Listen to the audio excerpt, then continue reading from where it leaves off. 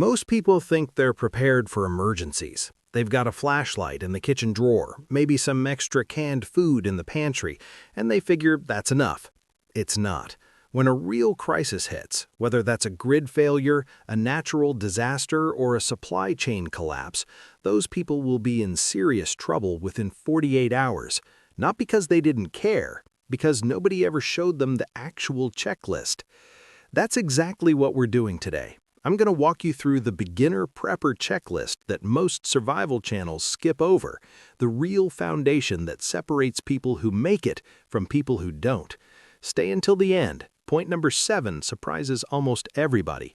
This is Grid Down Guide, where we cut through the noise and give you what you actually need to know to keep your family safe. This video is built for people who are just starting out.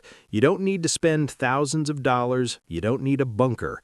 What you do need is a clear plan. And today, I'm giving you exactly that. Let's get into it. Main content: 7 checklist points. Point 1. Water, the thing people always underestimate. The first thing on this list isn't exciting, but it's the one that will kill you fastest if you ignore it. Water. The rule of thumb is 1 gallon per person per day. For a family of 4, that's 4 gallons a day. For 2 weeks, which is the minimum you should prepare for, that's 56 gallons. Most people have 0. Start with water storage containers. You can get 5-gallon jugs from any hardware store for under $10. Fill them, date them, and store them somewhere cool and dark. That's step 1. Nothing else matters if you skip this. Point 2. Food that actually lasts. Forget about freeze-dried survival meals for now. They're expensive and you don't need them yet. What you need is a 2-week supply of food your family already eats. Rice, beans, canned vegetables, canned meat, peanut butter, oats. These things last for years, cost almost nothing, and require very little to prepare. Start building your supply 1 extra bag or can at a time. Every time you go to the store, grab 1 extra item and add it to your prep stock. Simple, affordable, and most people never do it. Point 3. Power when the grid fails. Here's a question most people never think about until it's too late. What happens to everything in your house when the power goes out for 5 days? Your fridge dies, your phone dies, your medical devices stop working, your home security goes offline. The entire modern world runs on electricity, and when it's gone, you are on your own. You need 3 things at minimum: a power bank for your phone, get one with at least 20,000 milliamp hours, a set of rechargeable batteries with a solar charger, and at least 4 good flashlights or headlamps stored in different rooms. Not expensive, not complicated, just done. Point 4. A first aid kit that's actually complete. The first aid kit at the pharmacy is a starting point, not a solution. In a real emergency, hospitals may be overwhelmed or unreachable.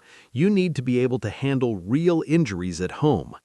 Your kit should include wound closure strips, not just bandages, Israeli bandages for serious wounds, a tourniquet and know how to use it, antibiotic ointment, ibuprofen and acetaminophen in bulk, any prescription medications your family takes with at least a 30-day backup supply if possible, and a basic first aid manual, printed, not digital, because your phone battery will die. Point 5. Communication when cell towers go down. In almost every major disaster, cell networks collapse within hours. Too many people trying to call at once, towers lose power, and suddenly your smartphone is a very expensive paperweight.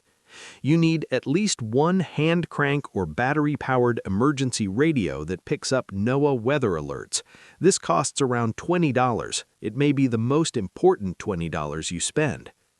If your budget allows, look into a basic FRS walkie-talkie set for communicating with neighbors or family members locally. Low-tech, extremely reliable. Point 6. Cash. Physical cash. When the power grid goes down, card machines stop working, ATMs go offline, digital wallets become useless. Every single transaction in modern life depends on electronic systems that can vanish in an instant. Keep physical cash at home. Small bills, 10s and 20s, at least a few $100s if you can. This isn't about distrust of banks, it's about the simple reality that cash works when everything else doesn't. Point 7, the one nobody talks about, a plan. Here's the thing that surprises people the most. You can have every single item on this list and still be completely unprepared, because gear without a plan is just expensive clutter. Every family needs to answer 4 questions before a crisis happens. Where will we go if we have to leave our home fast? Where will we meet if we get separated? Who do we contact outside our area? And what do we do in the first 24 hours? Write these answers down. Talk about them with your household. Run through a 5-minute drill once a year. This costs nothing, and it might be the single most important thing on this entire list. Because survival isn't just about supplies, it's about decisions made under pressure. And the only way to make good decisions under pressure is to have already made them before the pressure arrives. That's your beginner prepper checklist. 7 steps, no fluff. No $1,000 gear packages, just the real foundation that every prepared household needs to have in place. If you got value from this video, subscribe to Grid Down Guide. We post new survival content every week, and hit the notification bell so you don't miss what's coming next.